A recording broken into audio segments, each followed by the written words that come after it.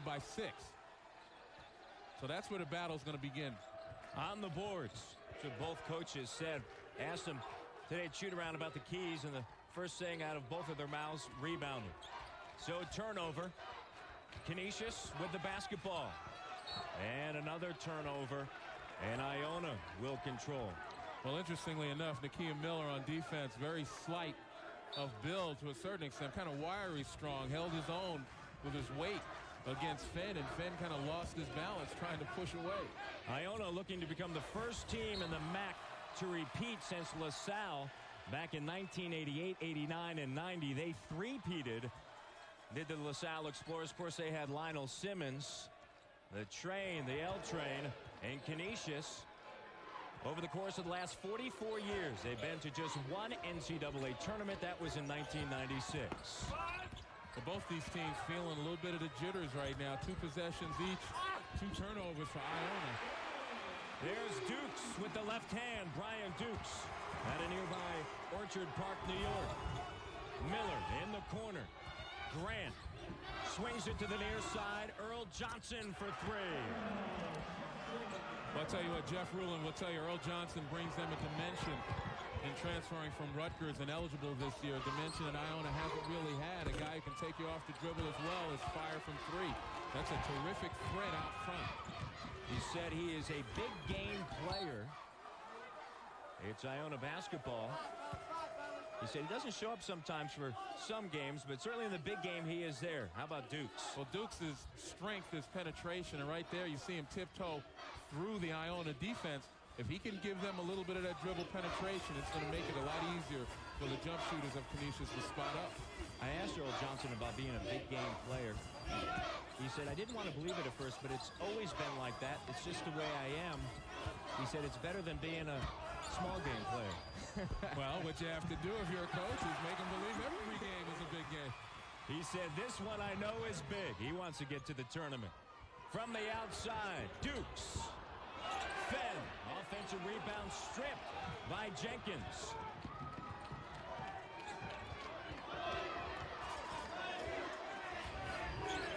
Good patience shown by Iona that time. Didn't have the numbers. This is where they want to set up. Go to the big fella. They do. Nakia Miller averaging close to 15 points. Glenn Consor talked about the balanced scoring attack for both of these teams, Len. And the top scorer in this game is ranked 10th in the MAAC, and that is Miller, averaging 14.6 points per game. It is spread around. Well, what that means essentially is that every night somebody else is capable of beating the team that you're playing. That you got a hero every night and everybody's a threat, which makes it easier. So balance is far more important than having that one star that has to score 20 a night for you to win. Canisius, a slow start on the offensive end, a 1 of 7 from the floor, 0 of 4 from 3. And a foul on the floor. We take a look at Miller right there. Excellent position, a nice entry pass dumped along the baseline. Miller used his body very well to screen Fenn away. Foster picks up the foul, his first. Adari Mallory checks in. Had 18 against Siena yesterday. A big part of their success against Siena. You talk about Mallory, even more surprising is the fact that he only averaged 7 points a game during the season. So he's another big game player rising to the occasion. The block. Miller leads the league in that capacity, and then he comes down with the ball. And here's where he starts the offense with his defense. Johnson in transition. Oh, man. That is sweet. Earl Johnson from Port Chester, New York, spent 3 years at Rutgers. He transferred because he said he wanted an opportunity to play in the NCAA tournament. And he's going to get that opportunity if the Gales can come away with the W this evening. Well, you can see what Iona's doing. They're doubling down on Fenn, forcing him to kick it out. His teammates have to help him. Turnover. Bentic pushing it. Has Bush. Keeps it himself.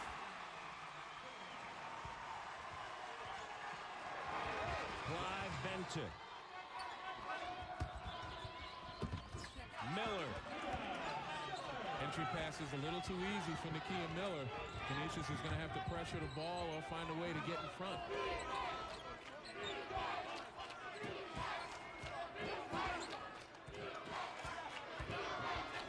6 swings it to Mallory. Here's Bush up top. Fenn gets it back to Mallory. The board.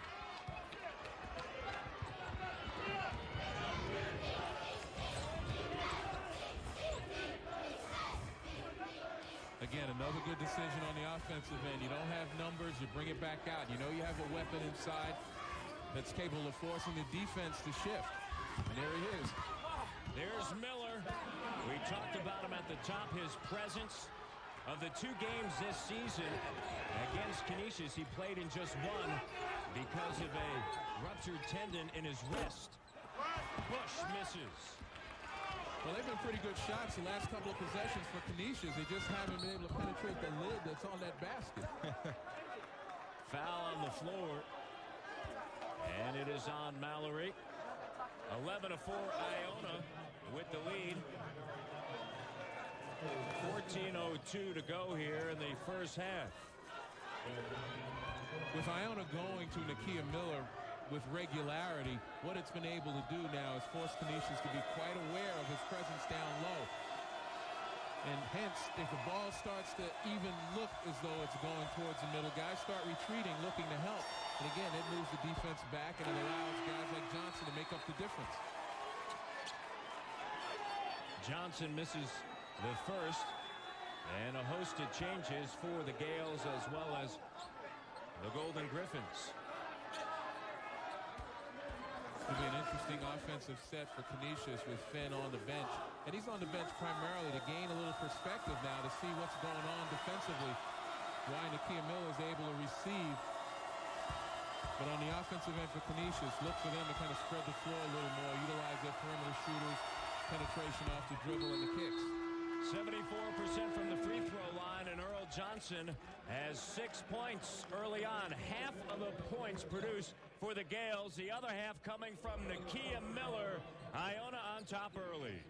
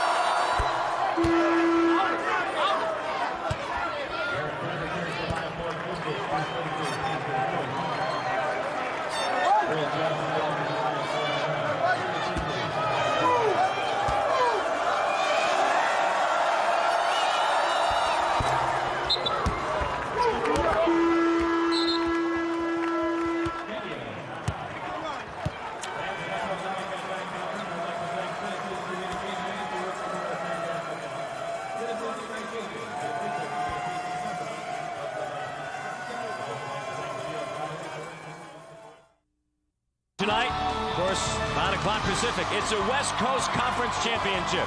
Santa Clara against Gonzaga. For more information, log on to ESPN.com.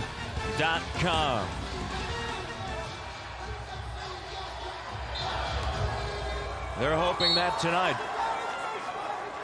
Last time that they won a MAAC title, 1996.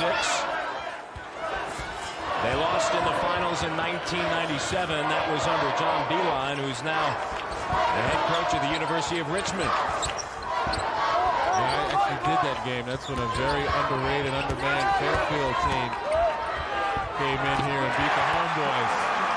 The hook down low. Fenn gets on the board. So after a slow start, Canisius now rattling off some points. And they've gone to a zone right now, kind of a 2-1-2. Doesn't seem to matter with Earl Johnson, though. Go back to your man, Earl. To this. He has 9. From the outside, the response by Doss doesn't go.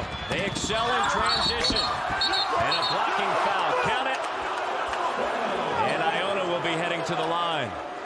Well, the way you got to slow transition is hit the offensive glass. Force Iona to come in and battle with you. But on the other end, we talked about Darren Fenn gaining some perspective offensively. There he's taking his time, walks Miller into the paint, and reverses with that hook. But again, off the rebound in transition is where Iona is very dangerous, and you got to get people back. Phil Grant on the year, 60% from the free throw line, the most experienced Iona Gale. There's Jeff Rulin. And let's go to Glenn Consor. Glenn. Well, guys, Len hit the nail on the head. Iona plays its best basketball when they get possessions off of their defense. That's when they get it into Earl Johnson's hands and he creates. And Mike McDonald is emphasizing to his team on the bench that we have to get back on the transition game and get up early on Earl Johnson. Back to you guys. Thank you very much, Glenn. You got to get in the face of a shooter. Here's Jefferson, drills the J.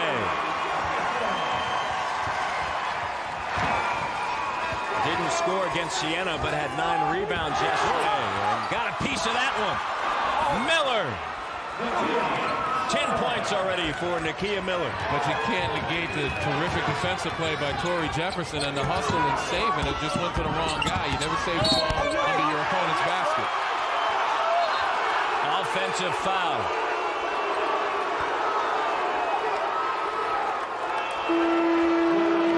Jefferson's second.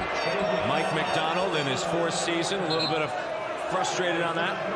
Well, right there on the penetration, it was a nice job by Jefferson to get into the paint, but you got to recognize the defense and pull up. He had an opportunity to pull up because he wasn't out of control. Take that short-range jump shot, which, as I've mentioned many times before in past games, that's a lost art. Woolford steps along the end line and turns the basketball over. Especially when you're under control and you're making progress to the basket, you can see the defenders ahead of you. Just that hard dribble and explode in mid-range, and to be able to hit that shot will make an awful lot of guys a nice living on the next level. Diary Wilson, and for Woolford. Wilson had 27 last year in the title game against Siena. And a foul away from the ball. I believe tab to Phil Grant.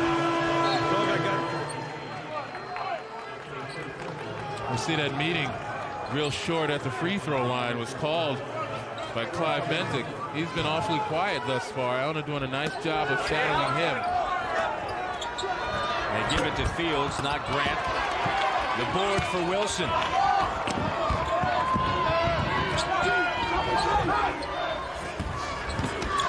Grant steps inside the arc. And a foul against Canisius. It is on Dukes, the sophomore. That's his second. And going to the free throw line is Greg Jenkins. Jenkins, during the course of the regular season, Len, averaged 14.5 points against Canisius.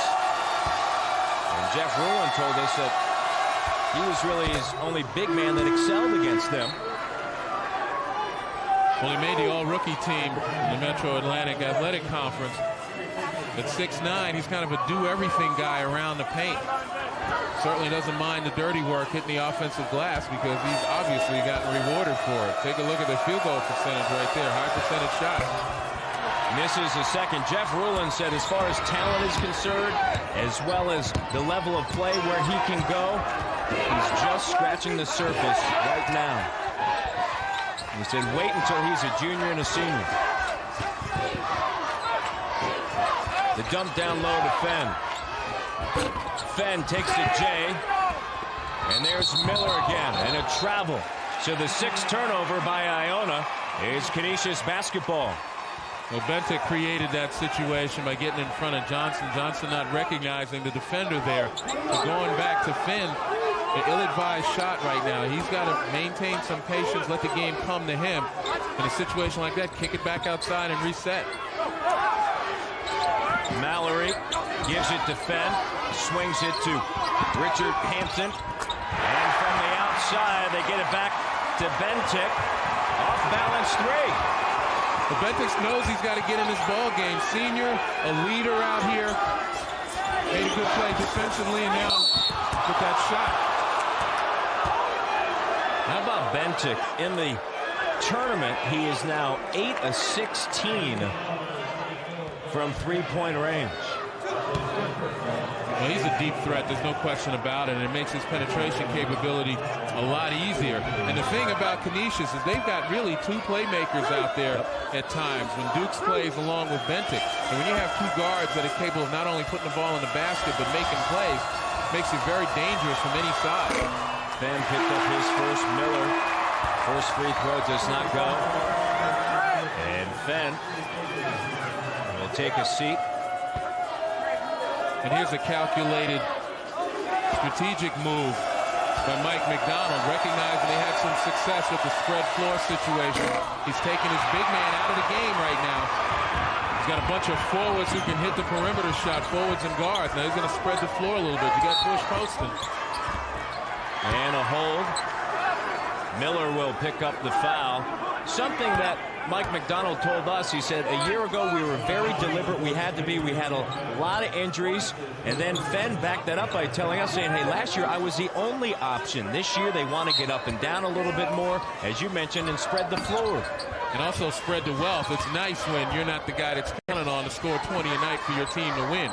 And I know Darren Fenn feels that way. Very unselfish player, plays within the team concept. Very unselfish player. Extremely intelligent. Carries a 3.4 major. GPA. Mentions biology.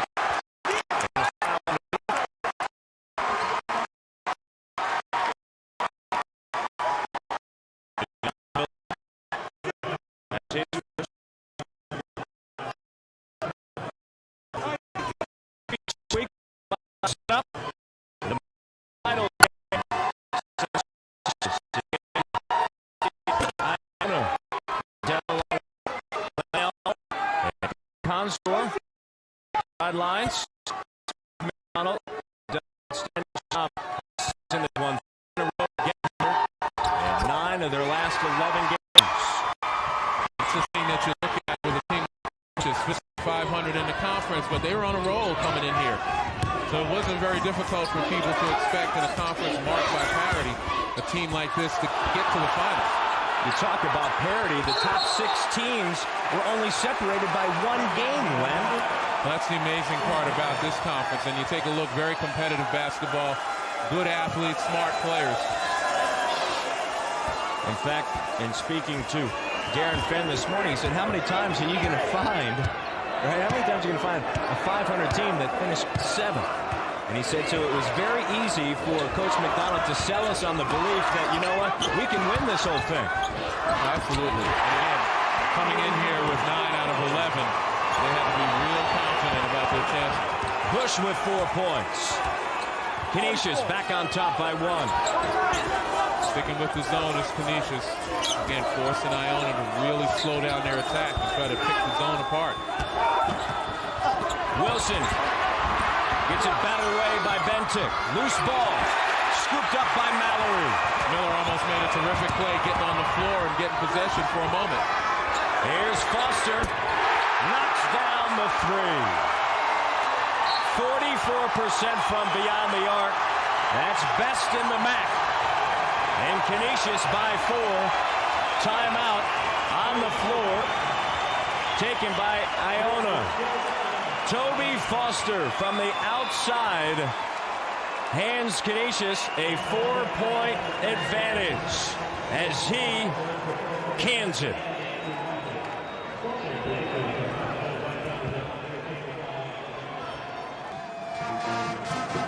Welcome back to Buffalo, New York for the MAAC championship game. Canisius with the lead, and they're liking that. Of course, Canisius located right here in Buffalo, just about a 5 minutes drive, of course, with this weather, maybe 10, 15 minutes.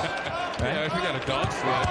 Of course, I can't believe you convinced me to walk from here back to the hotel after shoot around with the weather outside. You got to experience it, man. The frozen tundra. Oh, I experienced it, all right. And then, of course, you walking behind me in the face of that terrific wind off the lake. You are a great shield. I appreciate that. Foster has 2 threes in Canisius after missing their first 4. And now 4-10 from beyond the arc. Well, the way they've been able to get back into this basketball game is to spread the floor, as we see right now, no one in the middle, and get some good dribble penetration, good movement, forcing Iona to play some defense and kind of get fouled up a little bit and running across the picks. The other thing is on the defensive end, Canisius has gone to the zone and pretty much stymied the Iona attack. Bush picks up his first, and so Fenn re-enters, and in that situation, just a hurried shot with only 4 remaining on the shot clock. Mallory will take a seat. And heading to the free throw line is Miller. Well, we talked about Nakia Miller at the beginning of the telecast. He led the conference in field goal percentage, was 7th in scoring, 4th in rebounding, but number 1 in blocked shots. And in fact, he was number 4 the last time we checked in blocking shots in the nation. So, I'm sorry, in field goal percentage in the nation. How about the numbers for Nakia Miller? Has over half of the points for Iona. Knotted at 27. Back after this.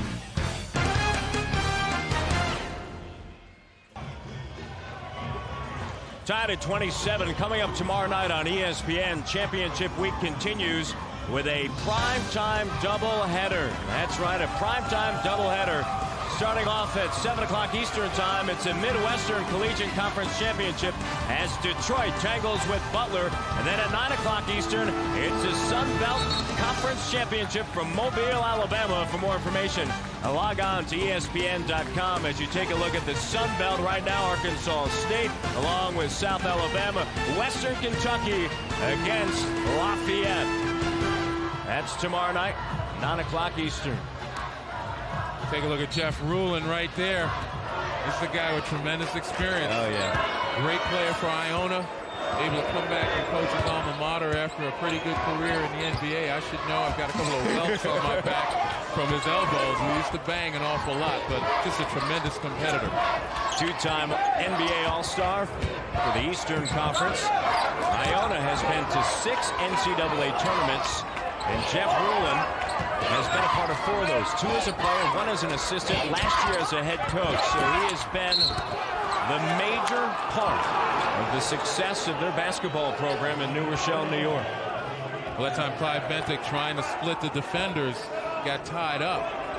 And sometimes that happens when you try to beat people off the dribble. The help side comes a little quicker than you anticipated. Johnson, Wolford, Fields, along with Miller and Wilson on the floor for Iona. They are in white. And they also have 1 seed. They're also in a man-to-man this time, changing up the defense on Iona. And you could tell they matched up very nicely to the point where Iona couldn't flow into their offense. They were a little bit hesitant. The 9th turnover for Iona. Jeff Rulin said, we can survive some turnovers. We can survive them. Well, they're very explosive. They'll make it up by turning over the opposition and getting out in transition to get those high percentage shots. Dukes sends it to Fenn. Bush swings it to Mallory. Along with Das on the court for the Golden Griffins. And you see a very patterned Canisius offense right now. Here's Bush. Nice move. I'll tell you what, Andrew Bush showing me a little something down on the blocks. Nice little drop step, under control. He averages about 10 points a game for this team. Mike McDonald said, here's a guy that when Fenn was out with an injury, he stepped up and had 25 against St. Bonaventure as Iona responds from the outside. Well, you see right now, Canisius' bench is outscoring Iona's, which is a little strange since Iona, in the semifinal game against Marist, their bench outscored Marist 27-2. You take a look at Andrew Bush right there. Good fundamentals down low, locates the defense and the defender, takes him to one side. And that's just experience, if nothing else. A junior getting the job done. From Pennsylvania. Had 13 yesterday in just 16 minutes of action against Siena. The foul on Courtney Fields is second. And the team's fourth. And to go back to Bush again, I mean, it's got to be a great feeling for Mike McDonald to know that you can bring a guy off the bench that's consistent. You know what to expect. That's the problem a lot of times with guys coming off the bench. Coaches don't know what to expect out of them, and it's very difficult to get consistent playing time. One of the things that Mike McDonald said as the three officials are at the official scorers table right now, and he calls his team over toward the huddle. He told his players at the beginning of the year, we have 7 starters with guys like Mallory coming off of the bench as well as Bush. He said, and I'm going to treat it that way. And it goes along with what you said. When you have that entity of guys that can come off of the bench and provide that, it certainly handles a great deal and gives you obviously some much needed depth. And they certainly play different positions, which provides for the balance out there on the floor that Glenn Consor spoke of at the beginning of the telecast. It's very difficult when you have an awful lot of threats out there on the floor. It's difficult for the opposition to point at any one guy. You take a look right here. Just from the three. The defense really gave that shot. The discussion is about whether it was a 2 and or a 3 from the outside. It took them that long to figure it out? Iona up by 1 now, 30-29.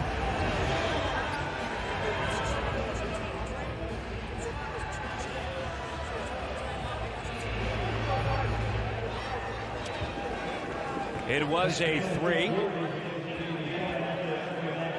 Coming up at halftime, 7-Up halftime report with John and Digger.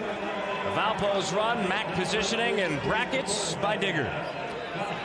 And just as in football, what Mike McDonald did was question whether or not that was a 3 or a 2. And when the coach does that, if he's wrong, as the officials consult the monitor, if he's wrong, he's assessed a timeout. And Canisius was assessed a timeout because Mike was wrong.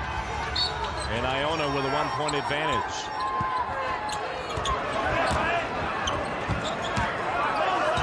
You see the bench scoring. In the corner, Mallory. High-low feed, batted away by Miller. Now here's Johnson. Not a good pass. Bush couldn't even see down low. And another turnover. That's their 10th. Starting to affect them a little bit. Well, it is. And again, they have had to face a changing defense from man-to-man to zone to a kind of a matchup that's really confused them. And Iona, instead of sending some cutters through and trying to figure out exactly what they see quickly, they kind of hesitate a little bit, and that's what gets them in trouble. Fenn hands it off to Mallory. Here's Bentic. Fenn trying to get positioning, and the second time on the high-low feed. Bush looking for Fenn, and it wasn't there because of the defense by Miller.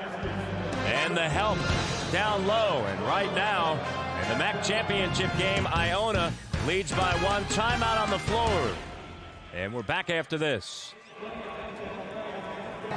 Sunday night at 6:30 Eastern, join ESPN for the men's NCAA Tournament Selection Special. Chris Fowler will host a 90-minute show. He will be joined by Dick Vitale, Digger Phelps, and Jay Billis. They will provide insight and analysis of the field that will compete for the national championship. From Indianapolis, Mike Tirico will provide a report. Plus, and guess what? Tournament chairman Mike Tranghese will be interviewed. For more information, log on to ESPN.com. There it is right there. Top 10. And how about what's going on down low? Well, you take a look right here. Not enough room to the basket. Andrew Bush having a difficult time in finding Darren Fenn. Fenn complaining he's getting pushed too far under. But you can't throw that lob unless you leave enough room for the receiver to go get the ball. And there, Fenn just didn't have enough. That's 2 times in a row that Canisius has tried that play and has failed.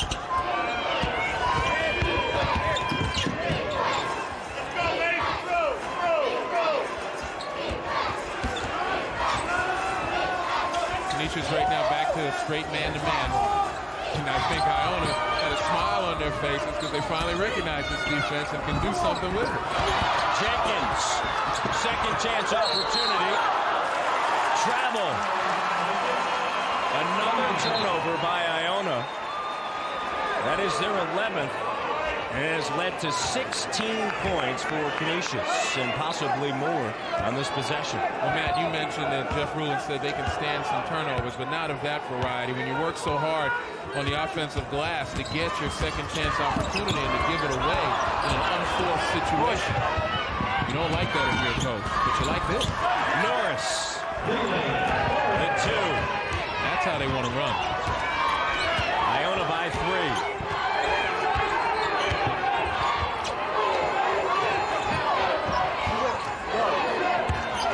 Swings it to the near side. Here's Fenn.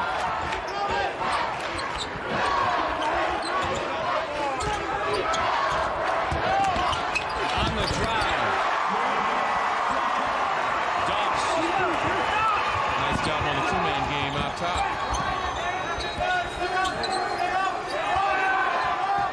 Slowing it down.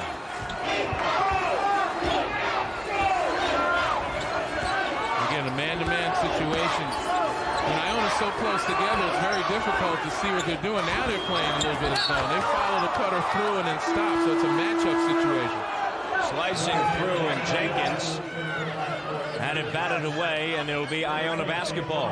Well, once again, in transition, the push out front. That was just a good job in pushing the ball by Wofford. You got to kick it out to the cutters out front, the guys running the lanes. That's what quickens your break. Jeff Ruland said we want to get up and down and be structured at times. Well, basketball obviously is a game of instinct and reaction, and you don't want too much stuff. 1 on the shot clock violation. Yes, it was. Canisius basketball.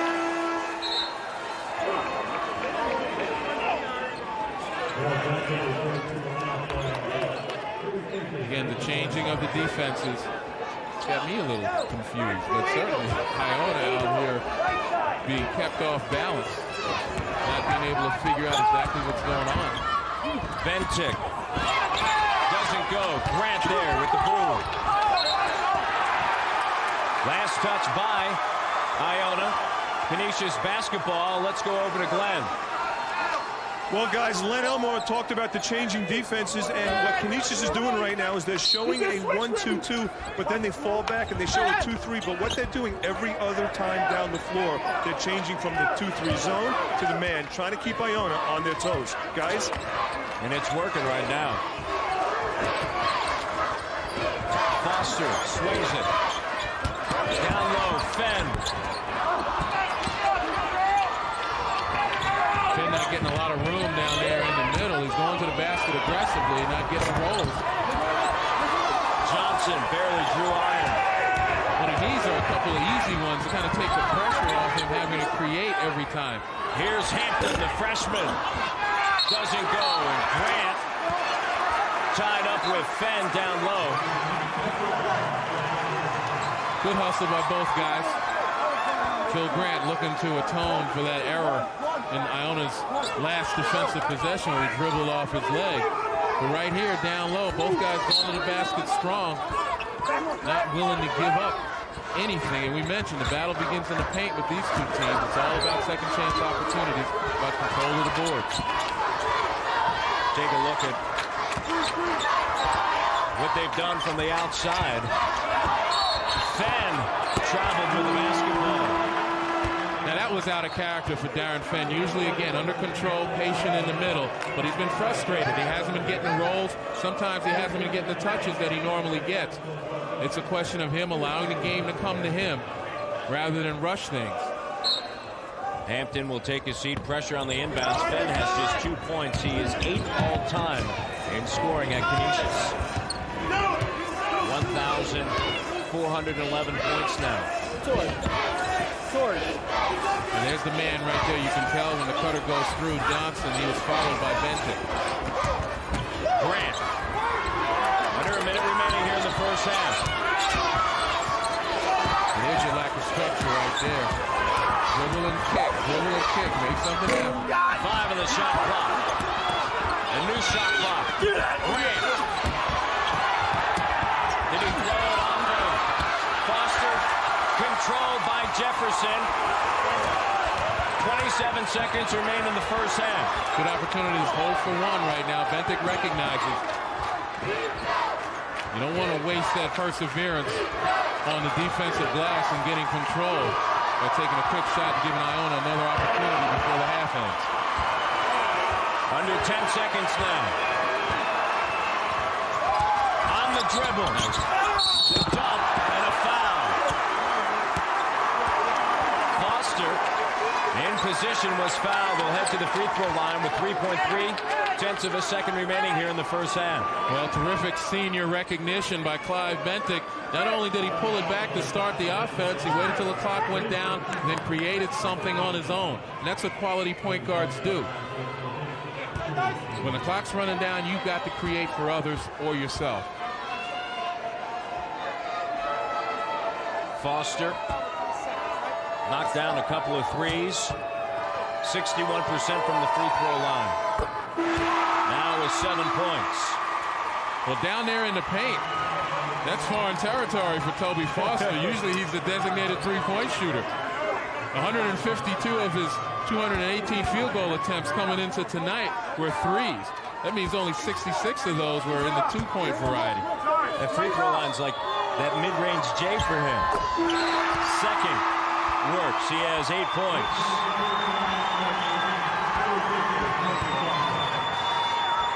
If you're Canisius defensively, you just try to keep people in front of you. Not let Earl Johnson get behind so you can try to launch one of those long ones. And you got to go after the ball. Through the fingertips of Miller. Bentic launches it the other way. And Miller injured on the play. Possibly his back. Well, he hit the ground hard going up for that long pass.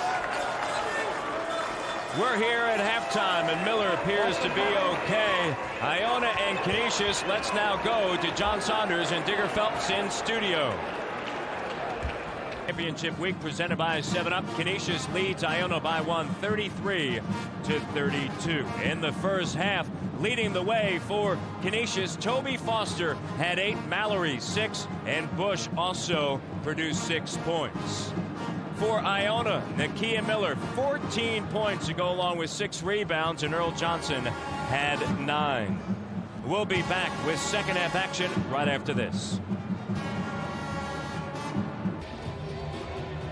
MAAC championship game, Canisius by 1 at halftime, 33-32. Welcome back inside. Matt Dev along with Len Elmore. We talked about it at the top, balanced scoring. Well, for Canisius, 8 different players have scored, and also the big men on the inside. That holds true for Iona. Nakia Miller, 14 points. Well, at times both teams are able to do the job that they wanted to. Canisius went to a spread floor offense, looked for a post guy inside with Bush. Iona, on the other hand, went to their big gun, Nakia Miller. 14 points, 6 rebounds in that first half. He's kept his team in the game. Now, Darren Finn has really had a difficult time. This is the only field goal he's had in the first half. But Iona hopes that they can solve the ever-changing Canisius defenses with plays just like that. Take a look at the first half stats here in the Metro Atlantic Conference. Well, you take a look at Canisius holding its own on the boards, as we mentioned. That's the key to success for them. They've also been able to capitalize on 14 Iona turnovers with 16 points. So that's been a key for Canisius. They've been able to keep Iona out of transition as well as capitalize themselves. That has been huge. Certainly part of the story in the first half. What do you look for Iona to do here in the second?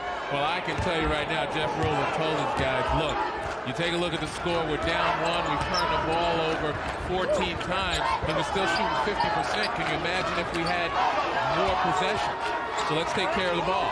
And let's also take care of some business and check in with Glenn Consor. Glenn? Well, Len's right. One of the things Jeff Rulin talked about at halftime was cutting down turnovers. If they cut the turnovers in half, they'll be up 8 points. And the key to that is getting the ball into Earl Johnson's hands, who only had 1 turnover in the first half. Brian Dukes, who has the ball right there, very quiet first half from Iona standpoint. Tyree Wilson, who exploded for 26 points in the championship game last year, very quiet first half. Johnson on the drive. Well, Glenn made a good point. Earl Johnson is the catalyst for Iona. He's the guy that runs their transition, runs their offense, and is a capable threat out there. He's got to get more touches to be able to make something happen. Great elevation. I tell you what, he puts the ball on the floor. I remember him at Rutgers. It was an all-rookie team for the Big East. He's a tremendous player. Didn't really have the focus to do it on a consistent basis. But he's found a home here at Iona, if only for 1 year. Right now, Iona with a 1-point advantage on that Johnson drive. Miller swings it to the near side. Here's Grant. Back up top. Wilson dumps it down low. Jenkins. There's Fenn aboard. Bentic in the corner. And how about that stroke of Toby Foster? 11 points. Well, we talked about it in the first half. Toby Foster, the designated three-point shooter. Tremendous range. But how about Bentic passing up a shot for a better shot?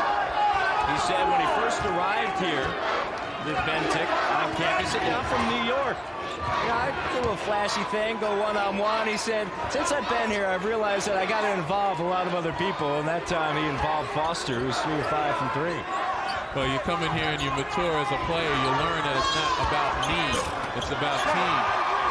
He has certainly learned that. Mike McDonald spoke about his maturity level on the court. It's just been outstanding. Foster. Entry pass taken away.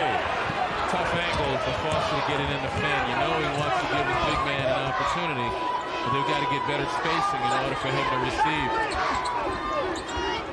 You see those numbers. Miller and Johnson. And you know what? If they cut down on the turnovers, that's okay. Because those are your big guns and you go into your strength. Under 10 on the shot clock now. Here's where a point guard has to be able to break down the defense and create. And guess what? Like magic. On cue. 13 points. The dunk taken away. Bad pass that time. Here's Johnson again. This time an offensive foul. May have been a little over-penetration by Earl Johnson. A nice job by Dukes to cut off the drive. Take a look right here. When all else fails, if you have a point guard that can break down the defense and create something, when the shot clock's running down, you're in excellent shape. Fields checks in. Jeff Rulin at times this year has told Earl Johnson, I want you to be more selfish. Take more shots. It'll be for the good of the team. Fenn fading away. Some guys, that's music to their ears. I know. You don't have to tell me twice I can get more shots. Graham gets fouled as he heads toward the rim. Darren Fenn, we talked about him being relentless. And again, here's an opportunity for him to let the game come to him. Nice cut, nice pass down low. And nothing fancy. He reads the defense, sees that he's got an open jump shot. Fenn earns his second foul, and heading to the line is Phil Grant. Misses the first. Grant 60% on the free throw line, and with Grant at the free throw line, let's go over to Glenn Consor. Glenn?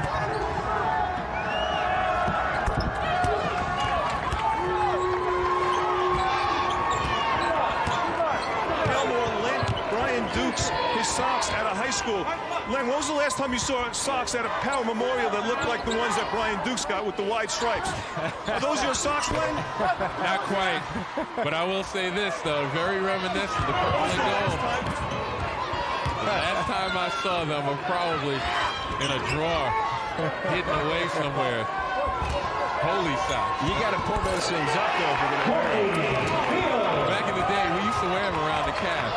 We're talking about the late 60s. That's way back in the day. Fields with the bucket, his first points, and how about Dukes driving. I never took those socks to the hoop like that,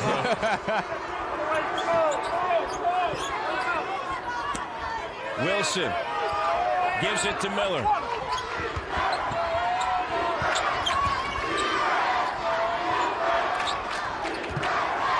Here's Johnson for three. 16 points. Well, we told you he's a threat from any place on the floor. 49% from three coming into this game. And the combination of penetration ability and the ability to shoot that three just takes a defense and puts them totally off balance.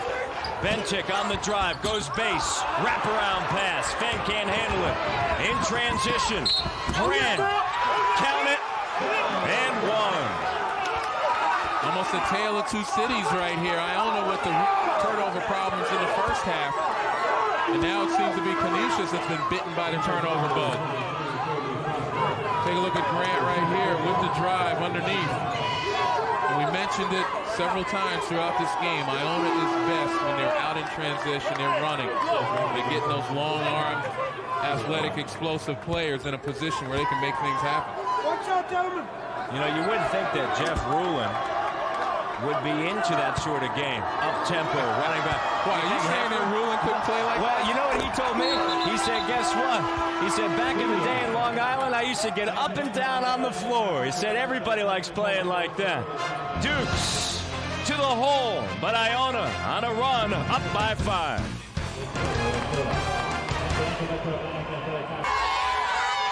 Gales by 5 in the MAAC championship game. Well, Wednesday at 8:30 p.m. Eastern on ESPN2. Championship week continues. It's the first round of the Atlantic 10 Conference Tournament from Philadelphia. George Washington and Duquesne will fight to stay alive in one of the nation's most bruising conferences. For more information, log on to ESPN.com. GW and Duquesne. As you take a look at the brackets, LaSalle and Fordham, that's a tough game. And remember, LaSalle just knocked off St. Joe's this past weekend. Dayton and Rhode Island, then GW and Duquesne. And Dayton, a big W yesterday against Xavier, the second seed in the Atlantic 10.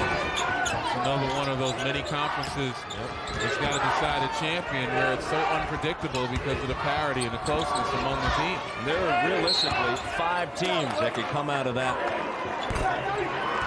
tournament. And a foul on the floor.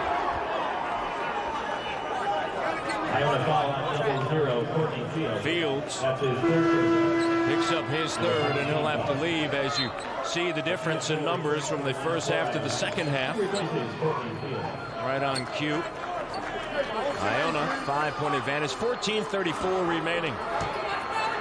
As Rulon has a discussion with Courtney Fields, he really likes Fields' game. Said his dream team is 5 Courtney Fields. Guys at 6'9", 210, can get up and down, play inside and outside. Well, that's the dream of any coach right there, to have tremendously skilled players that understand the basketball game. That's the key, understanding what they can do with those skills. Jenkins thought he had all ball, commits the foul. That's his first. Well, in the first half, Bush did a nice job offensively. 3 for 6 from the field, primarily getting the ball down low and kind of working. As the offense is spread, there's no opportunity for Iona to help. He continues it now. 62% from the free throw line. 7 points now. Mike McDonald working his bench. 8 points for Bush. And Bentic in for the Dukes. And you don't really lose anything swapping those two out. They both can handle the basketball and rarely turn it over. Now some full court pressure by Canisius. And it works. It does work. You know, that's the way they went out to a lead in the first half. The 15th turnover for Jeff Rulon's team. Now, Iona confused again by the changes in the defense, whether it's a surprise pressure, whether it's a change from man to zone in the half court. Jefferson looks for the curling Mallory. Bush, that mid-range off the glass. I tell you, Bush has got it going on, playing with confidence, no hesitation whatsoever. Reads his defensive man and takes what he's given. Has 10.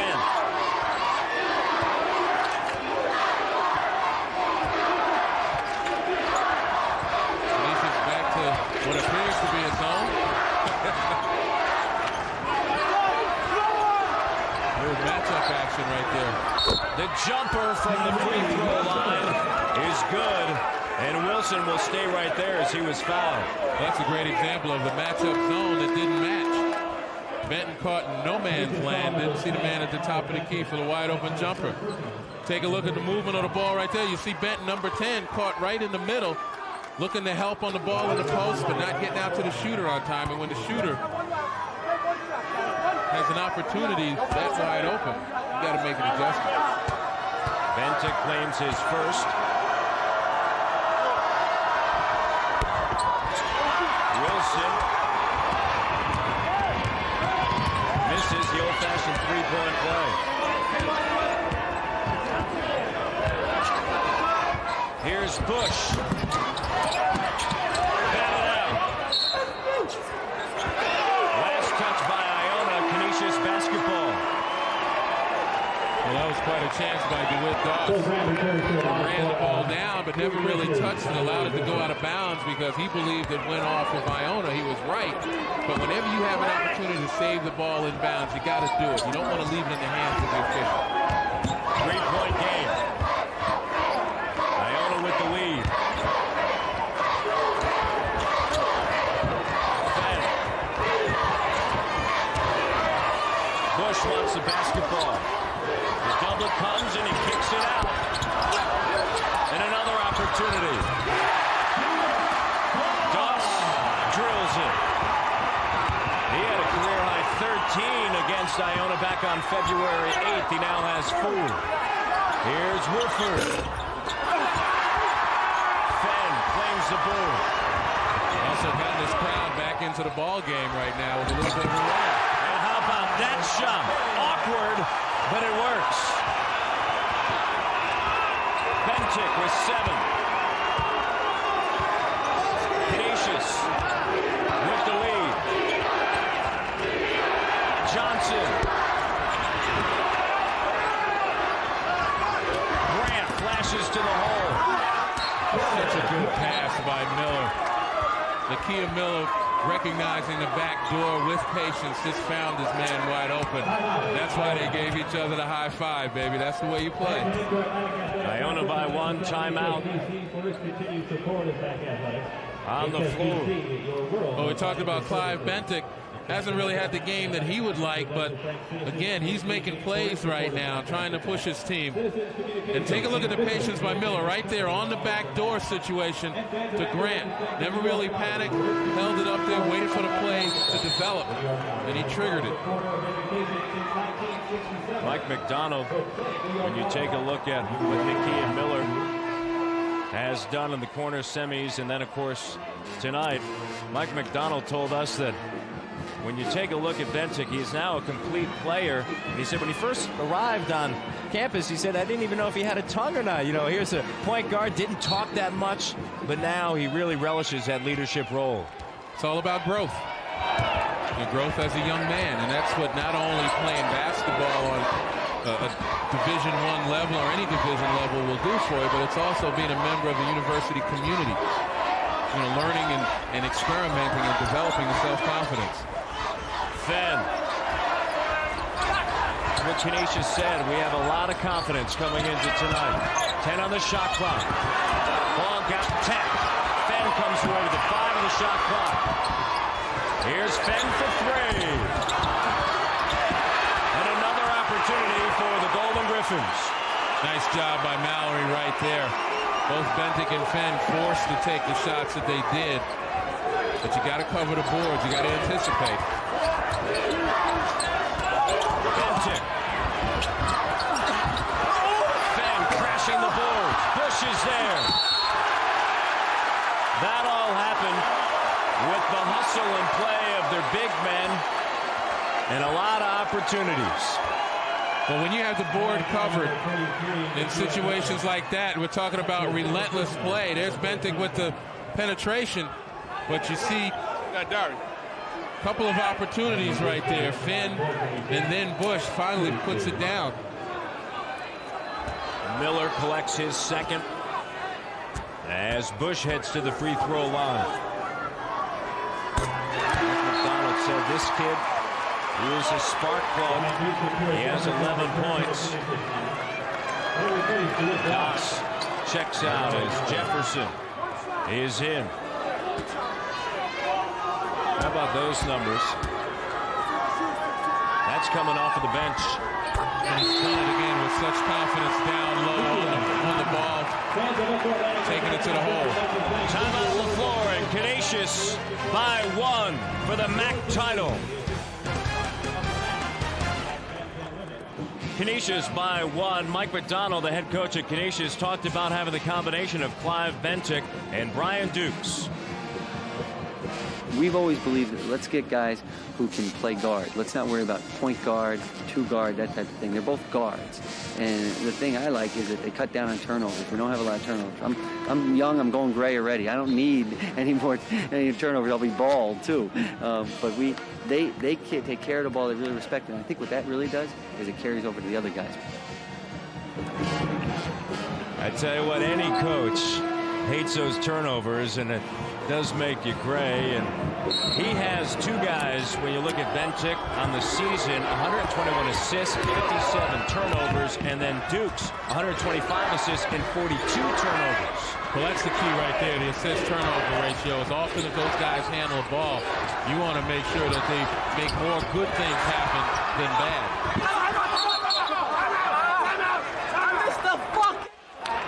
Iona calls a timeout.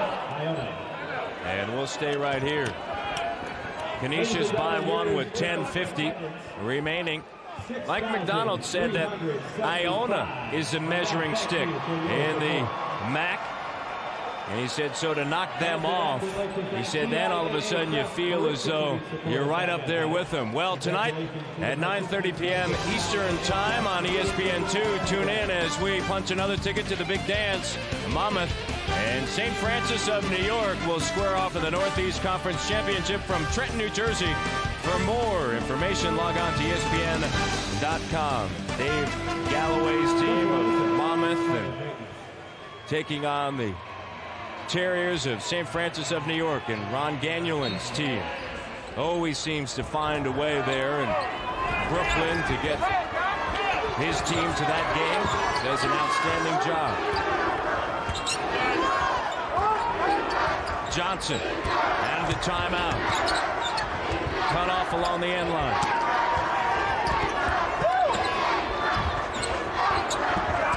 Wilson. Got up in the air and then decided to pass. We heard Mike McDonald talking about his hair falling out or going gray. I got a feeling a couple of gray hairs just creeped into Jeff Ruin's scalp right now. You get an opportunity where you got good offensive flow right there and people make difficult passes. Here's Bush. Both teams working it from the half court. And weave outside again to get the ball movement. Iona seem to have trouble when Canisius has been spread and moving the ball and moving without it. 7 on the shot clock. He's been automatic tonight. Toby Foster. We talked about Toby Foster again. 44% coming into this game from three-point range. For a lot of guys, that's your basic field goal percentage.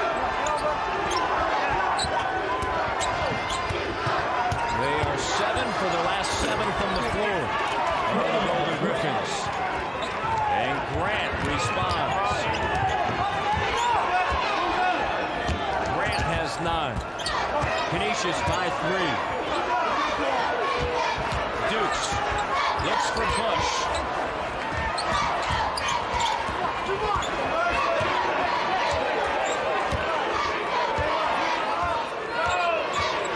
Spreading the floor. 9 on the shot clock. Out of the dribble drive. Duke's showing a little bit too. We talked about Earl Johnson's ability to do that. But Brian Dukes not to be outdone. Once again, quintessential point guard play. Shot clock going down. You gotta beat people off the dribble. Showing that ability. Has 6 points. Miller responds down low. Miller smooth as they want to be down on the baseline. Has 16 points. His first 2 here in the second half. Crashing the boards. And a foul on Bush. His second. Take a look at the screen set right here by Andrew Bush. And Dukes gets to turn the corner, and that's what you want to do on the offensive end. If you're the defensive player, you got to get help by the guy guarding the screener, as well as getting your body in a position where you don't allow him to turn the corner. But a nice job by Brian Dukes that time on the creation.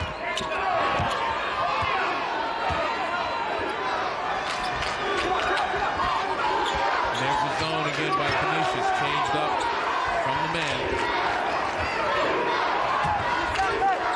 Johnson, the floater, the tap by Miller.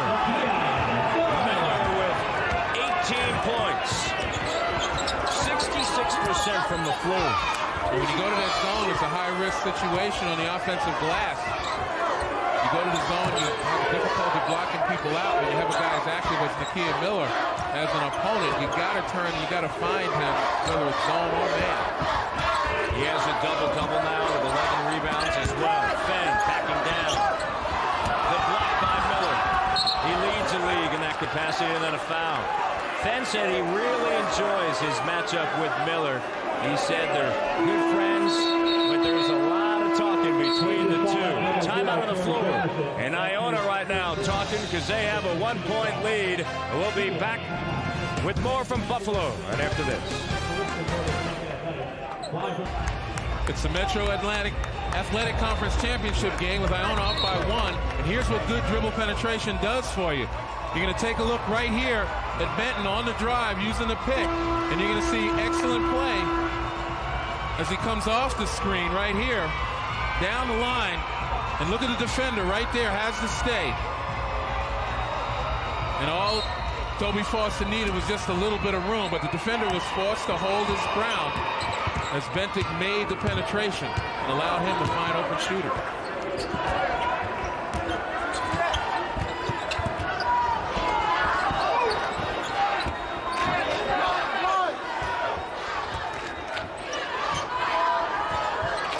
Johnson looks down low. Grant crashing the boards. Miller now to 20 points. Iona coming alive That was the greatest fear of Canisius, to try to hold their own and kind of defend against the second chance opportunities. 28 points now in the paint for Iona. Working the perimeter again. And the time on the shot clock. Fenn with 9 on the shot clock. Jefferson beat by Miller to the boards. When Fenn steps out to shoot those jumpers, it takes him off the boards and it creates a disadvantage for Canisius. Johnson. And an over the back's going to be called on Dukes. You know, they need Darren Fenn on the offensive glass, and when he's taking jump shots and fading away, it really hurts them. On the other hand, though, Iona doing a nice job of covering the board. You look at the battle inside, and Miller with those long arms able to avoid the block out and reach over. Dukes his third. Bush back in.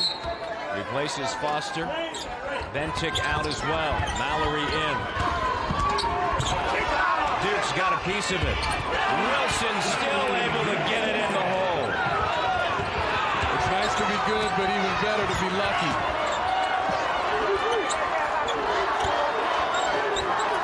In the MAAC tournament, Wilson averaging 15 points, has just 4 tonight. Iona by 5. 6 minutes remaining. Turnover. That time Jefferson doing something he's not accustomed to doing, driving and looking to pitch. You never want to throw it back. When you're making penetration to the basket, you look laterally to find people who are flowing into shots. Turnaround shot. Miller has everything working, Len. He certainly does, and again, we've seen an array of his talents on the offensive glass, the turnaround jump shot, on the defensive end, the ability to change shots, and his teammates appreciate that. 22 points for the senior Nakia Miller at a Stratford, Connecticut timeout on the floor taken by Canisius. We're going to take a look at the drive right here. And again, it does pay, certainly, for Tyree Wilson to be lucky. You know he's good. How about today at shoot-around with Nakia Miller? They get on the floor. We're talking to Jeff Rulin, and Nakia Miller, the first thing he did was he stepped out beyond the arc and took a three-pointer, and Jeff Rulin looked at Nakia Miller and said, hey, get away from there and get down underneath. You won't be shooting any of those tonight. And he has it, and he's done all that work down low on the glass. Well, he's definitely done his job. And that's the thing. When you see young people come out in practice, you got to do what you do in a game. I mean, that's what it comes down to. Yeah, every once in a while you can fool around. But if you're a big guy and, you know, your bread is buttered on the paint, then you got to stay in the paint and you got to work on your game. Let's head over to Glenn Consor. Glenn? Hey, guys, in that timeout, Mike McDonald emphasized to his big guys, that's Darren Fenn and Andy Bush, we need to keep Nakia Miller off the offensive glass along with Phil Grant. Those two guys get to the glass so quickly. You know, Len, you made a comment about how lucky Tyree Wilson was on that play. You know, he leads the MAAC conference in unorthodox makes. He can make those shots. Well, he certainly made that one, just like in the playground. He made that play right there.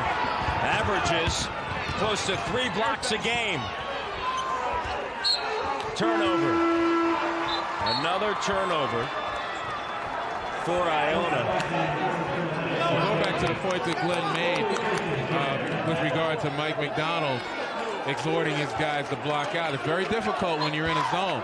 That tells me that he's going to probably put that zone aside a little bit and go back to man, because that's when you have the most effectiveness in blocking out and screening people off the board. Down low. Bush pops out. Mallory, and a foul underneath. With 4:53 remaining here in the Metro Atlantic Athletic Conference Championship game. Iona with a 61-54 lead. And Courtney Fields picks up his 4th. Canisius, in their history, they have made 4 trips to the NCAAs, 1955, 56, and 57. And during that time, the NIT was a tournament in the mid-50s. And then it carried over the 60s and the 70s and the 80s. And then in the mid-90s, in 1996. They made it back to the NCAAs. It's been a long time, and for Iona, they have represented the MAAC Conference in 2 of the last 3.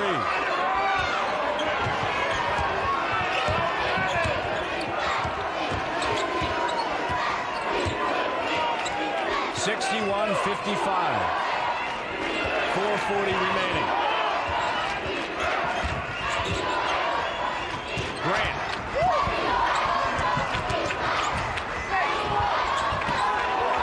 To the cutting Grant. How about the recognition by Maceo? Well, certainly, Movement really did not give up anything in that situation.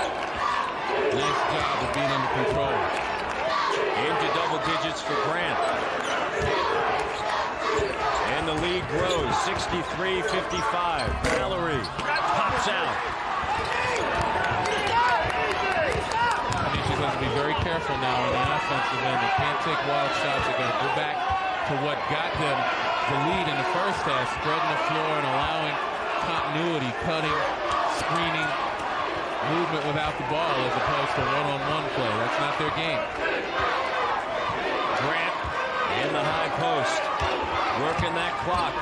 Johnson kicks it out.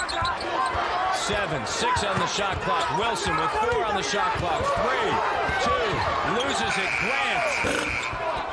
Johnson flies in, gets a piece of it, and touches it last. It's Canisius basketball. 63-55, the largest lead for Iona.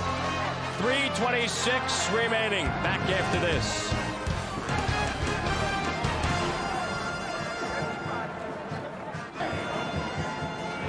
Iona 63, Canisius 55. Wednesday on ESPN, Championship Week continues with a day-night doubleheader. First round coverage of the AT&T Big East Championship, starting off at 12 noon.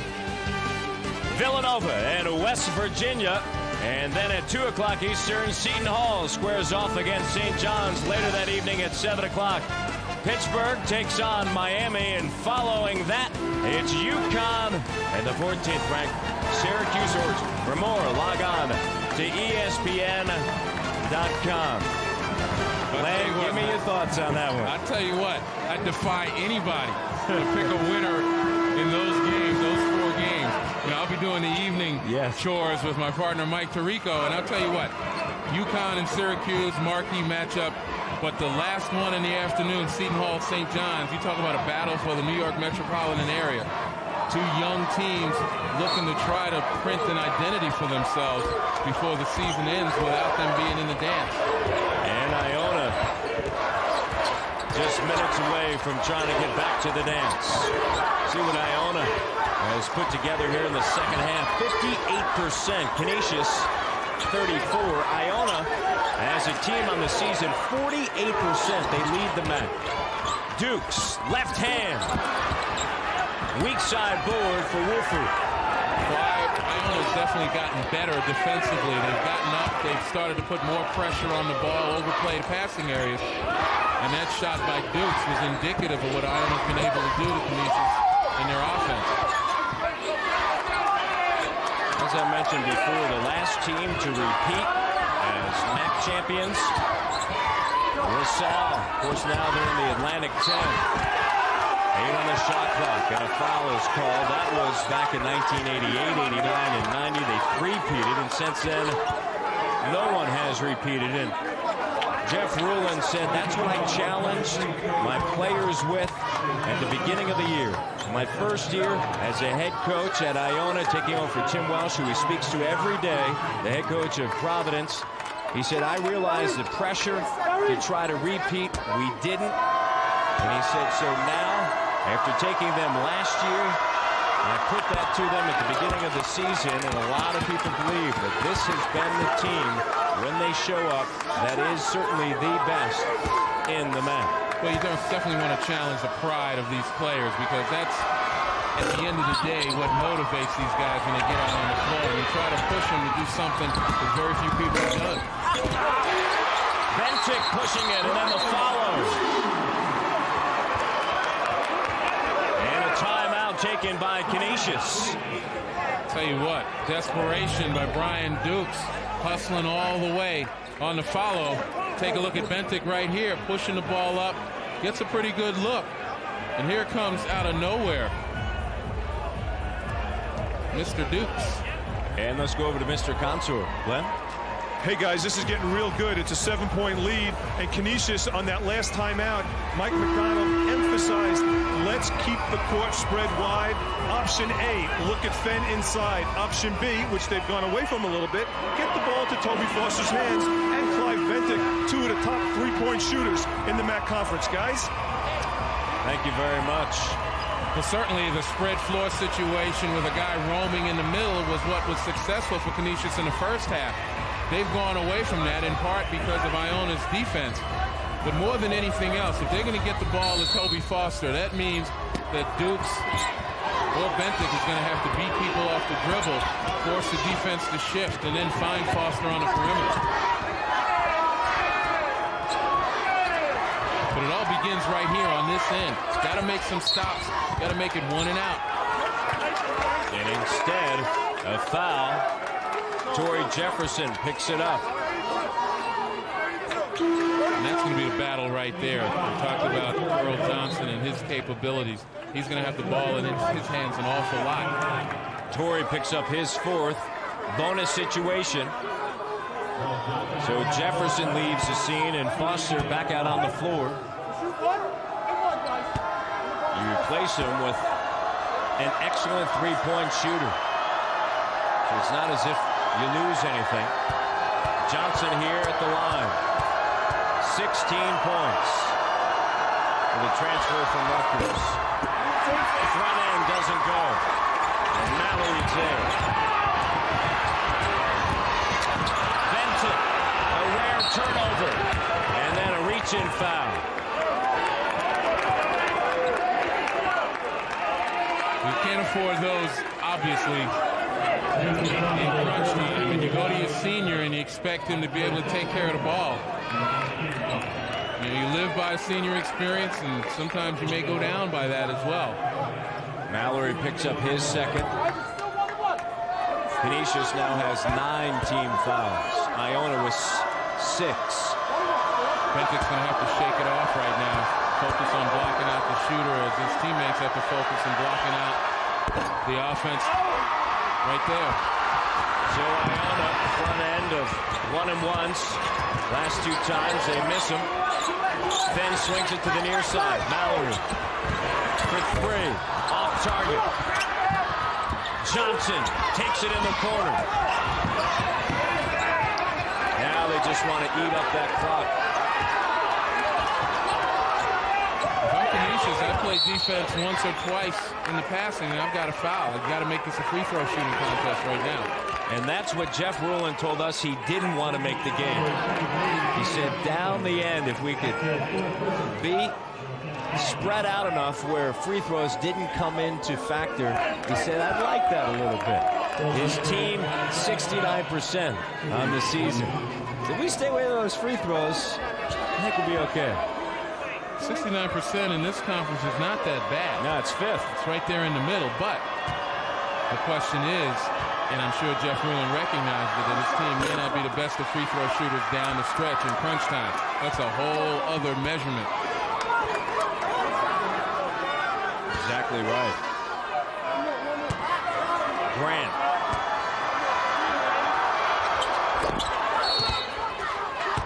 Gets the 2nd. And a timeout taken by Iona. Lead back to 8. Tying their largest lead, 65-57 right now. With 1:37 remaining here in the MAAC championship game. Iona won it last year over Siena.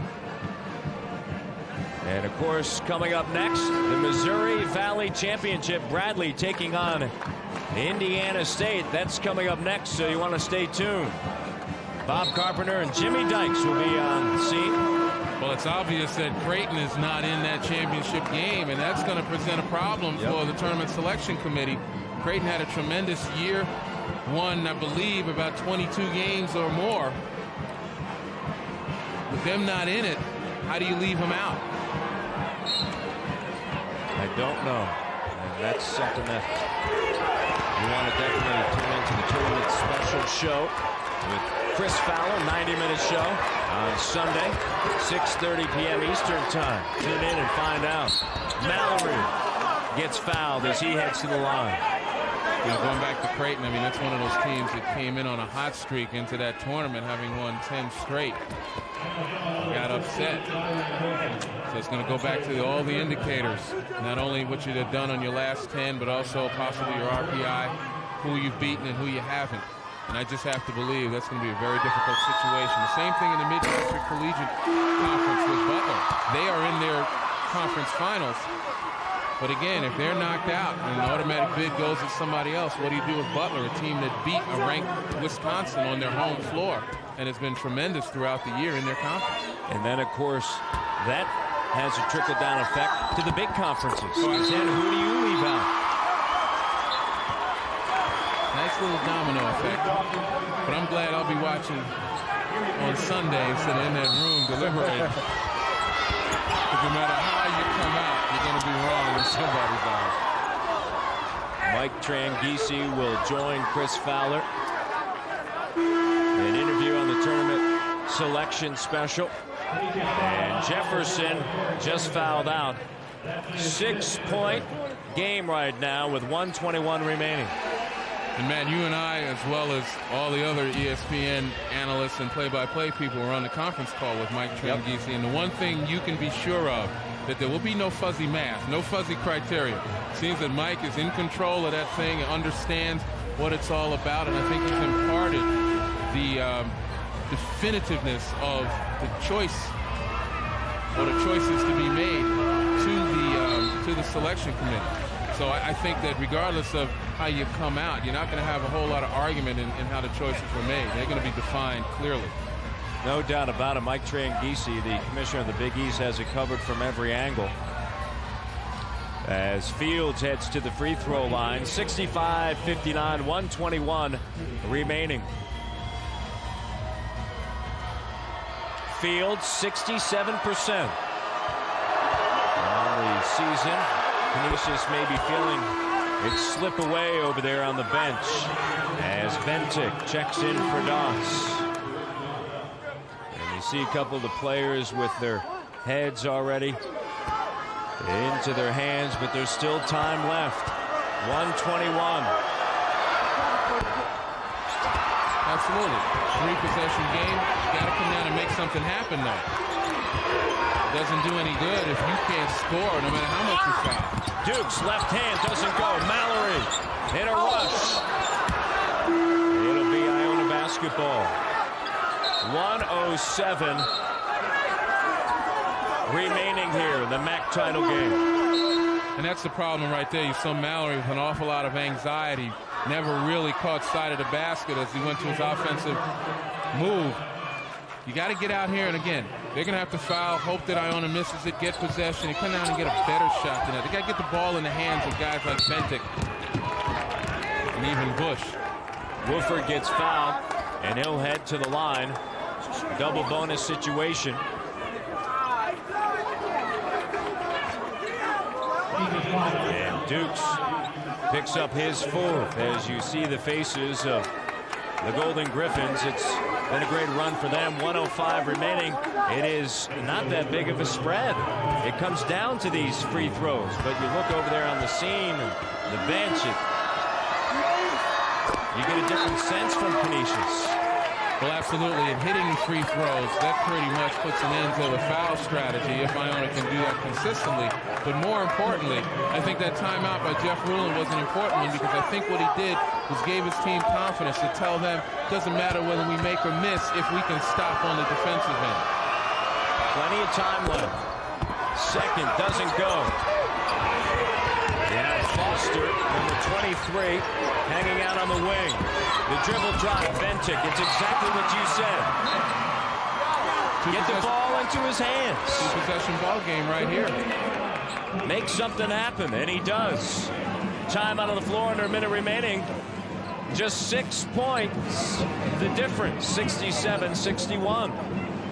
Coming up next, As we mentioned moments ago, the Missouri Valley Championship. Bradley taking on Indiana State with Bob Carpenter and Jimmy Dykes. That'll immediately follow the MAAC title game here in Buffalo, New York, and the HSBC Arena. Bradley and Indiana State. Championship week continues, presented by 7-Up. 4 teams in. Will Iona be the 5th, or will Canisius come back in the final minute? Earl Johnson with the ornate do. He's got to expect to get fouled if he can get possession. Somebody's going to get fouled. Slips through. And Wilson gets fouled as he went toward the rim. And Bentic picks up his second. So Wilson heads to the free throw line. Well, I know what Mike McDonald was trying to do. Is trying to play defense in the in the backcourt, and then foul in the front court. But I have to say that, you lose precious seconds. You got a team right here that seems shaky on the free throw line. And once you get the ball out of Earl Johnson's hands, that's the time when you got to foul right away. You can't straddle the strategy. You either got to play a foul situation and make it a free throw contest, or you're going to have to play defense and go for some steals. Wilson up on his toes makes that one. Fields out. Miller back in. Fenn is in for Canisius. 7-point game. 50.2 seconds remain.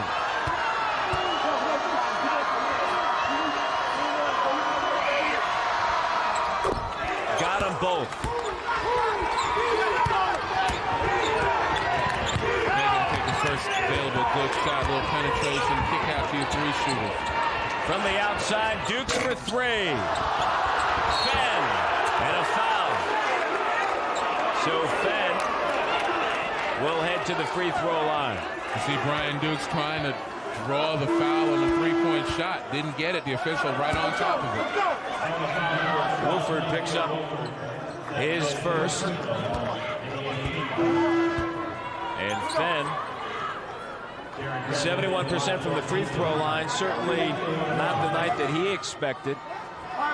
We spent a lot of time with him this morning, and just, you can tell what a bright young man he is. Absolutely. I know he's disappointed right now that he hadn't been able up to this point to contribute as he would like to have contributed. I think Iona surprised him a little bit with their defense. Then he began to press a little bit. But here's an opportunity to atone. 2 double-doubles in the first 3 games of the MAAC tournament. 69-62 with 36.6 seconds remain, and it has become exactly a free throw shooting contest at this stage. And Johnson heads there. You see Jeff Rulin, he's cracking a few jokes right now. Yeah. Trying to keep his team loose. Johnson, one of the best in the league, 11th in the league in free throw shooting, 74%. See him talking to himself, saying, "Come on, baby." He said, "This is why I transferred to Iona, a chance to go to the NCAA tournament." He's 36.6 seconds away from realizing that dream. He had 1 year of eligibility left. And he wanted to play for Jeff Rulin and the Gales. And it's normally not Jeff Rulin's policy to take a transfer with only 1 year of remaining eligibility, but he made an exception for Earl Johnson because of what Johnson brings to the table, not only on the floor, but as a person.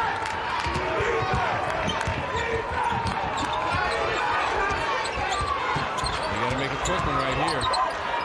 Bentic knocks it down in a timeout taken by Canisius. 71-64 with 27.6 seconds remaining. Well, it's difficult to trade baskets at this point, obviously. 3-possession ball game. You're going to have to hit some threes or hope that Iona misses the next couple of foul shots to really have a chance. They just tipped off there at the Missouri Valley Championship, so stay tuned for that. Indiana State up 3-0 early on, and that is exactly right. Coming up next, Missouri Valley Championship, and Bob Carpenter and Jimmy Dykes are on hand. I'm always amazed when people come up with the signs that anticipate what's on next. It's like here at these colleges, the TV guide is required reading. No question. You got to have that. What an impressive night for the senior Nakia Miller. You take a look at the double-double that he produced. We talked about Atlanta at the top, the two big men, and it was Miller that won that confrontation with Fenn, and then the balance scoring. Both teams had it. Well, we certainly knew that the battle would be in the paint, and Nakia Miller came up the victor on this one. That's where it all starts for both of these teams. In the paint, 32 points for Iona compared to 26. And yes, they did turn the basketball over. But up until this point, they have survived it. And Woolford will head to the free throw line with 26.2 of a second remaining. And Maceo getting an opportunity in front of his family to knock down some free throws potentially. He's from Jamestown, which is about an hour's drive from Buffalo. See Clyde Bentic at least encouraging Maceo to miss those two. Give him a little pat on the rump. You know you're going to miss it. Let's see. As you saw at the bottom of our screen, Bradley with a 2-point advantage right now, 5-3. And Woolford misses. See, I told you. And I know that's what's being said right down the floor. Coming up tomorrow night on ESPN, Championship Week continues with a primetime doubleheader starting off at 7 o'clock Eastern Time. The Midwestern Collegiate Conference Championship, Detroit and Butler. Then at 9 o'clock Eastern, the Sun Belt Conference Championship from Mobile, Alabama. For more information, log on to ESPN.com. Missed a couple of big ones. Bentic on the drive, and he's fouled. Hold on. The door's open. That changes everything. The door's open, and Jeff Rulin can feel a draft. How do you foul and stop the clock? Take a look at Bentic right here. Again, senior leadership, senior urgency. This is his last opportunity. Giving it everything he has. Wilson, his fourth. And Bentic heads to the free throw line. 71%. A three-point play with 19.9 of a second remaining, and all of a sudden, two-possession game coming up next. Bradley and Indiana State, Missouri Valley Championship game. Mike McDonald has gone small, taking Darren Fenn out of the game to keep him from fouling and getting in trouble, and also maybe try for a steal. And now you'll see guys like Fenn come back into the ball game for the offense. This is what Jeff Rulin feared the most. We talked about it. Coming down at the end, free throws, and you saw Woolford miss two crucial free throws. So you send Earl Johnson there to the line. Well, that's the guy that Canisius did not want to receive that inbounds pass. He's been the coolest of the Gales. Along with Nakia Miller. And going back to that Detroit-Butler game, you got to watch that game to see a play between two of the best but least known guards in America, point guards in America, in Rashad Phillips and Thomas Jackson. I mean, both of those guys can make it happen. The score, Iona owns one timeout. You see the fouls. And possession arrow in favor of Canisius.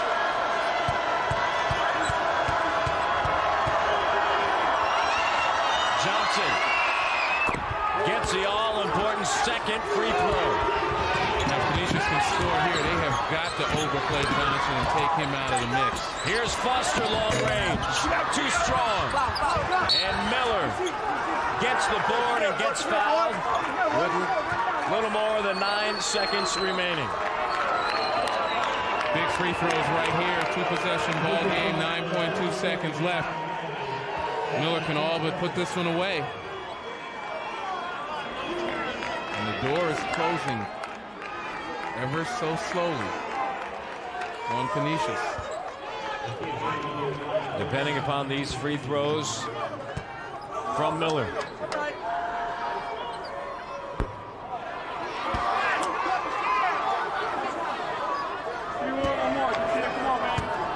see his productivity tonight.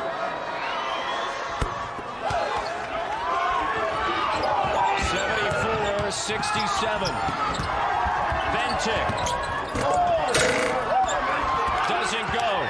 Iona will repeat. Iona wins it. 74-67. They are the MAAC champions. Tremendous perseverance by Iona. Came back from behind in the first set, playing solid defense, going to their big man, and then making the free throws when they count down the stretch. Earl Johnson is going to where he said he came to Iona to go, to the NCAA tournament. Iona wins it, 74-67. Our final scores. Along from Buffalo, New York, this has been a presentation of ESPN, the worldwide leader in sports. For more, log on to ESPN.com. Now let's join Bob Carpenter and Jimmy Dykes are on scene with the Missouri Valley Conference Championship game. Guys? All right, we're here with Jeff Ruland. Back-to-back, Jeff, you're going to the big dance. You really preached defense to this team all year. Obviously, this game, it was a big factor. I got to give a lot of credit to Canisius. I love my kids. They fought hard. They really wanted this. We shot the ball a little like Shaq at the end, but you know, I can't say enough about my seniors. Nakia took us on his back, Earl and Phil and Leland Matthews. It's just, I love my guys, and my staff did a great job. I love my wife and my daughter. Jeff, what a long, strange trip it's been for you this year. You guys really blew hot and cold, but really came on when it counted, obviously, in the MAAC tournament. What were some of the things that you talked about in the way of maintaining intensity? The bottom line, defense wins championships. Last 2 years, we're the best defensive team. That's why we're cutting down the nets, and unbelievable. What character. You know, a lot of folks out there want to know, Jeff, you were an NBA All-Star. How much did you teach Nakia Millett, especially to play like he did in the championship game? I teach all my players, but, you know, he's a special kid. We got a special relationship. He wears my number. Not too many people wear that number, so I love him to death. Well, Jeff, congratulations. Great job. Thank you. All right, let's go back to the studio.